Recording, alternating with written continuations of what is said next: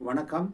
இப்ப எத பத்தி பார்க்க போறோம்னா, இந்த தமிழ்நாடு அரசுக்கும், கவர்னருக்கும் இருக்கிற இந்த மோதல் போக்க பத்தி தான் இப்ப பேசப் போறோம்.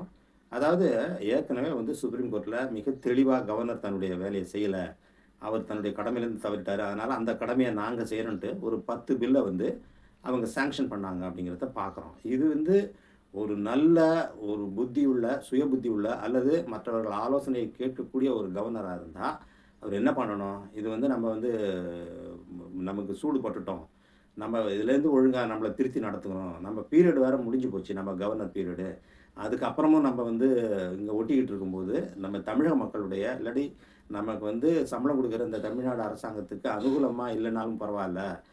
எதிரா வேண்டாம். தமிழக மக்களுக்கு எதிராக வேண்டாம். அப்படிங்கிற ஒரு சிறு குற்ற உணர்ச்சி கூட, ஒரு அடிப்படை தர்மம் கூட, அடிப்படை நேர்மை கூட இல்லாம, இந்த கவர்னர் வந்து மீண்டும் மீண்டும் வந்து தமிழக அரசாங்கத்தோட ரொம்பவும் இந்த பிரச்சனையில் ஈடுபடுறாரு அப்படிங்கிறத பார்க்குறோம். அதிலும் குறிப்பாக வந்து இந்த நிகழ்வுக்கு பிறகு இப்ப இவரு டெல்லி போயி, அங்க வந்து உதவி ஜனாதிபதிய மீட் பண்ணி, அவர வந்து தன்னுடைய உதவிக்கு அழைக்கிறாரு. இப்ப இதுல வந்து அ ஒன்றிய அரசாங்கத்தினுடைய ரோல் சுத்தமா இல்லன்னுலாம் சொல்ல முடியாது. மோடி, அமித்ஷாவோட ரோல் இதுல இருக்குன்னு தான் நம்ம சந்தேகப்பட வேண்டியதா இருக்கு. ஏன்னா, அவங்க நேரடியா வந்து ஒரு ரெவ்யூ பெட்டிஷன் போட்டு மோதுறத விட்டுட்டு, இல்ல நேரடியா வந்து அத எதிர்கொள்றத விட்டுட்டு, இந்த மாரி பேக் டோர் வழியா ஒரு கவர்னருக்கு சப்போர்ட் பண்ணிட்டு, பேக் டோர் வழியா சப்போர்ட் பண்ணி, நீங்க வந்து தமிழ்நாடு அரசாங்கத்துக்கு தொடர்ந்து கொடைச்சல் குடுத்துக்கிட்டே இருங்க. நாங்க கண்டுக்காம இருக்கிறோம். அப்படிங்கிற மாரியான ஒரு போக்கு இருக்கிறதா தான் இப்ப தமிழக மக்கள், பொதுநிலையினர் வந்து நம்ப வேண்டியதா இருக்கு அப்படிங்கிறத பார்க்குறோம். என்னன்னா, இப்ப இந்த 25, 26ல கான்ஃபரன்ஸ் நடத்துறாரு. இவரு ஏற்கனவே இந்த கவர்னர் கான்ஃபரன்ஸ் நடத்துகிறது நமக்கெல்லாம் தெரியும். ஏதாவது ஒரு கல்வியாளர்கள கூப்பிடுறோம்ன்னு சொல்லி கான்ஃபரன்ஸ் நடத்த வேண்டியது. அங்க சனாதன தர்மத்த உயர்த்தி பேச வேண்டியது. தமிழ்நாடு வந்து மோசமா இருக்குங்க வேண்டியது. கல்வியில ரொம்ப மோசமா இருக்கு. தமிழ்நாட்டு இளைஞர்களுக்கு இங்கிலீஷ் பேச தெரியல அப்படிங்கிற மாரி, தொடர்ந்தட்டியா வந்து தமிழ்நாட்டுக்கு அரசாங்கத்துக்கும், தமிழர்களுக்கு எதிராகவும் தொடர்ந்து ஒரு நரேட்டிவ வந்து செட் பண்ணிட்டு இருந்தார் அப்படிங்கிறத நம்ம பார்க்குறோம். இது நமக்கு வந்து ஏற்கனவே இத பற்றி பல காணொளிகள் வந்து போடப்பட்டிருக்கு. இப்ப இதுல குறிப்பா வந்து இவர் வேந்தர் இல்ல அப்படிங்கிற அந்த கெசட்டும் வந்துடுச்சு. தமிழ்நாடும் அத அனவுன்ஸ் பண்ணிடுச்சு. அசெம்பிளிலயும் அத பத்திலாம் வந்து அவங்க ஸ்டேட்மெண்ட்லாம் குடுத்துட்டாங்க அப்படிங்கிறத பார்க்குறோம். உச்சநீதிமன்றமும் தன்னுடைய தீர்ப்புல மிக தெளிவா சொல்லப்பட்டிருக்கிறத பேஸ் பண்ணி இவங்க ஜீவோலாம் போட்டாங்க. கெசட்டே வந்துருச்சுன்னு வச்சுக்கங்களேன். அப்படி இருக்கிற ஒரு சூழல்ல, நான் தான் வேந்தரு. ராஜ்பவன் வந்து தான் இன்னமும் வேந்தரா இருக்காரு அப்படின்னு சொல்லி, தமிழ்நாட்டுல உள்ள பல்கலைக்கழகங்களுடைய வேந்தர்களுக்கெல்லாம் ஒரு செமினார் கான்ஃபரன்ஸ் ஒண்ணு வைக்கிறேன்னு சொல்லி, ஊட்டியில அவங்கள எல்லாரையும் கூட்டி, அ இந்த மாரி இன்னும் என்னென்ன குண்டு வெடிக்க வைக்க போறாரோ அப்படிங்கிறது, தமிழ்நாட்டு மக்களிடையே இது ஒரு பெரிய பதட்டத்த உண்டாக்கியிருக்கு அப்படிங்கிறத பார்க்குறோம். இவருக்கு வந்து சுய புத்தி கிடையவே கிடையாதுங்கிறது தான் நம்மளுடைய வந்து அ இந்த நேர பதிவா இருக்கு. ஒண்ணு நீங்க யோசிக்கணும். கான்ஸ்டிடியூஷன் பிரகாரம் நம்ம நடந்துக்கிறோமா? நம்ம நடந்துக்காததால தானே வந்து சுப்ரீம் கோர்ட் வந்து நம்ம மேல கொட்டு வச்சிருக்கு. நம்ம இனிமேலாவது திருந்தி நடக்கணுமேன்னு இவரு தன்னுடைய சுய புத்திய யூஸ் பண்ணி யோசிக்கணும். அப்படி இல்லையா? நெறைய ஆலோசகர்கள் இருக்காங்க இல்லையா கவர்னருக்கு. அவங்க பிரகாரம் அவங்க பேச்ச கேட்டு, இந்த மாரி கோர்ட்ல இப்படி ஒரு ஸ்ட்ரிக்சர் நீங்க வாங்கிட்டீங்க. அதனால இப்ப இதுக்கு மேலயும் நீங்க பிஹேவ் பண்றது வந்து சரியா வராது. நீங்க கொஞ்சம் கேர்ஃபுல்லா நடந்துங்கன்ட்டு அவங்க சொல்றதையாவது, இல்ல அந்த மாரி ஒரு ஆலோசகர்களையாவது தன் பக்கத்துல வைக்கணும். அதுவுமே கிடையாது. அதாவது சுய புத்தியும் கிடையாது, மற்றவங்க சொல் புத்தியும் கிடையாது அப்படிங்கிறத பார்க்குறோம். இதுல வந்து அடாவடி என்னன்னா, இந்த மோதல் போக்கு, இந்த கன்ஃபரன்டேஷன் அப்ரோச் இருக்கு பாருங்க. நான் என்ன ஆனாலும் நான் ஸ்டாலினோட மோதி தான் பார்ப்பேன். நான் விடமாட்டேன். எனக்கு அவமானப்பட்டாலும் பரவாயில்லன்ட்டு இந்த போறது வந்து, அதுக்கு உதவி ஜனாதிபதிய கூப்பிடுறது அத விட கேவலம். ஸோ, உதவி ஜனாதிபதியும் வந்து ஒரு கான்ஸ்டிடியூஷனல் போஸ்ட்ல தான் இருக்காரு. அவரு முன்ன வந்து பிஜேபில இருந்திருக்கலாம். அதேமாரி இவரும் வந்து இந்துத்துவா, அ ஆர்எஸ்எஸ் அந்த கொள்கைகள்ல நம்பிக்கையுடைய கவர்னரா இருக்கலாம். அது தனிப்பட்ட முறையில அவர் எப்படியாவது இருந்துட்டு போட்டும். அத பத்தி நமக்கு கவல கிடையாது. தன்கரும் அதே மாரி வந்து அவர் ஆர்எஸ்எஸ் கொள்கையில பிடிப்பு உள்ளவரா இருக்கட்டும்.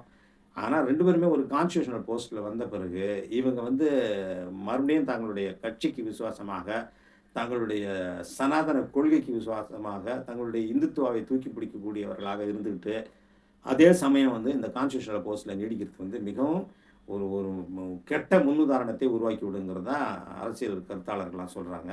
ஒண்ணு நீங்க 2 பேருமே உங்க போஸ்ட்லேருந்து ரிசைன் பண்ணி பிஜேபில சேர்ந்துட்டு, நீங்க இந்த அரசியல்வாதியா பண்ணுங்க. அப்படி இல்லையா, கான்ஸ்டிடியூஷனல் போஸ்ட்ல இருக்கீங்கன்னா, அதுக்குரிய மரியாதை, கொஞ்சமாவது மரியாதை அந்த போஸ்ட்டுக்கெல்லாம் இருக்கு. ஸோ, ஒன்ஸ் நீங்க வந்து கான்ஸ்டிடியூஷனல் போஸ்ட்டுக்கு போறீங்கனாலே, உங்களுடைய ஜாதி அடையாளம், உங்களுக்கு இன அடையாளம், உங்களுடைய ஐடியாலாஜிக்கல் ம் லீனிங்ஸ் இது எல்லாத்தையுமே மறந்துடணும். மறந்து பொதுமக்களுக்கான தொண்டர்களா நீங்க மாறணும். அதுதான் இயல்பு.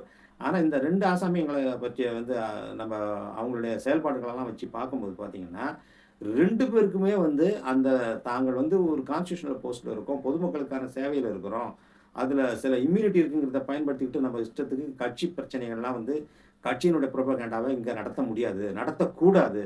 அது மொராலிட்டியும் கிடையாது. அது லீகாலிட்டிலயும் ஒத்து வரல. அதே சமயம் ஒரு டீசென்சி பப்ளிக் லைஃபோட ஒரு டீசென்சிக்கும் ஒத்து வர சமாச்சாரமா நம்ம பண்ணிட்டு இருக்கோங்கிற எந்தவித உணர்வும் கிடையாது இந்த 2 ஆசாமிகளுக்கும் அப்படிங்கிறத பார்க்குறோம். இப்ப இவரு போய் அவர இன்வைட் வேற பண்ணியிருக்காரு. ஸோ அவர் வந்தா கொஞ்சம் பாதுகாப்பு கிடைக்கும். துணை ஜனாதிபதியா வராருன்னா, இவங்க இந்த இந்த துணைவேந்தர்கள்லாம் வராம இருக்க முடியாது. அவங்கள நம்ம எப்படியாவது கோயர்ஸ் பண்ணி அல்லது த்ரெட்டன் பண்ணி, "நீங்க பாரு உதவி ஜனாதிபதியா வராரு. வரலன்னா அவங்கள என்ன பண்றோம் பாரு" அப்படின்னு சொல்லி ஒரு பயமுறுத்தலோட அவங்கள வர வைக்கிறதுக்கு முயற்சி பண்றாரு. ஆனா நம்ம இந்த நேரம் இது சார்ந்து நம்ம சொல்லிக் கொள்கிற விருப்பம் துணைவேந்தர்கள் ரொம்ப உஷாரா இருக்கணும். ஃபர்ஸ்ட்டு அவங்க சைட்ல இப்ப அவங்களுக்கு வேந்தர் கவர்னர் கிடையாது. இப்ப புது சட்டம் வந்திருக்கு.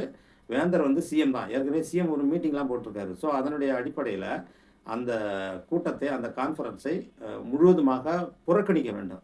இதில புறக்கணிக்காத இந்த வைஸ் சான்சலர்கள் மேல ஒழுங்கு நடவடிக்கை எடுக்கப்பட்டு அவர்கள் பதவியிலிருந்து பறிக்கப்பட வேண்டும்.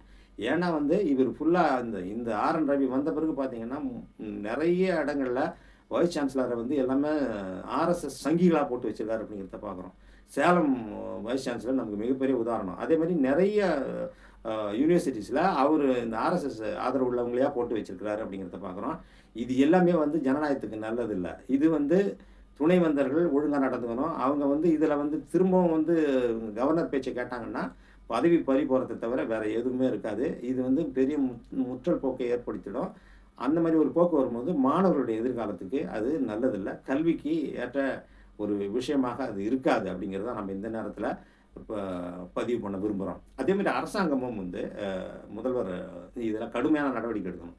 ஒரு சுற்றறிக்கை விடணும். அதாவது நான் தான் வேந்தரு. என்னுடைய பர்மிஷன் இல்லாம நீங்க கவர்னருடைய மீட்டிங்ல நீங்க கலந்துக்கக்கூடாது. கலந்துக்கிட்டீங்கன்னா நடவடிக்கை எ மே நான் மேற்கொள்ள நேரிடும். நீங்க அதனுடைய பலன அனுபவிங்க. பின்னாடி வருந்தி பயன் இல்லங்கிற மாரி ஸ்ட்ரிக்ட்டான ஒரு வார்னிங் போட்டு, இந்த ஆசாமிகளெல்லாம் ஒரு நார்மல் லெவலுக்கு கொண்டு வந்தா தான் இந்த கவர்னருக்கும், இந்த உதவி ஜனாதிபதிக்கும் இது ஒரு பாடமா அமையும். இப்ப இதே பாஜகவுல இந்த தீர்ப்ப பத்தி அங்க பல்வேறு விதமா நீதிபதிகள தாக்கி பேசுறாங்க அப்படிங்கிறத பார்க்குறோம். நீதிபதிகளும் இத பத்தி வருத்தம் தெரிவிச்சிருக்காங்க. சோமோட்டாவா சில கமெண்ட்ஸ்லாம் பண்ணியிருக்காங்க. இந்த மாரி பண்றாங்க அப்படின்னு சொல்லி. அது வேற விஷயம். அது எம்பிங்கலாம் அரசியல்வாதிகளா இருக்காங்க. ஆனா இவங்க 2 பேருமே கான்ஸ்டிடியூஷனல் போஸ்ட்ல இருக்கிறதுனால, இவங்க அந்த போஸ்ட்டுக்கு மரியாதை குடுத்து, ஒண்ணு அ வாய மூடிக்கிட்டு இருக்கணும். இல்லாட்டி ரிசைன் பண்ணிட்டு போயிட்டே இருக்கணும். 2 பேருமே ரிசைன் பண்ணணும். 2 பேருமே ரிசைன் பண்ணிட்டு போய் கட்சி பணிய செஞ்சாங்கன்னா, இன்னும் நல்லாருக்கும் அப்படிங்கிறதோட நம்ம இந்த பதிவை நிறுத்திக் கொள்வோம். நன்றி, வணக்கம்.